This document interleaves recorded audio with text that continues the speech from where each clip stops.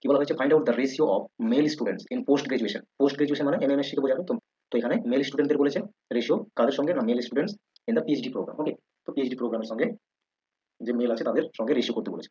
তাহলে এমএসসি তে মেল কত রয়েছে, 280 হচ্ছে টোটাল স্টুডেন্ট, মেল রয়েছে 75%। তাহলে 75% ভ্যালু বের করে নাও, মাইনাস করলেও হয়ে যেত, কারণ আগের প্রশ্নে আমরা ফিমেল স্টুডেন্ট বের করেছি, তাহলে টোটাল স্টুডেন্ট থেকে মাইনাস করে নিলে হতো, বাট ক্যালকুলেশন সহজ রয়েছে, করে নাও। 5 দিয়ে ক্যান্সেল করছি, 15 5 75, 5 দিয়ে 10, 14 দিয়ে 28, 14 আর 15 গুণ করে নাও, গুণ করলে হচ্ছে 210।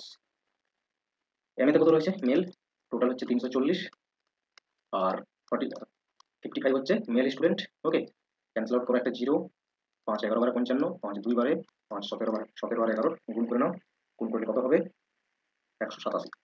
টোটাল কত হলো মেল স্টুডেন্ট, যোগ করে নাও 7 আর এটা 9 3 397।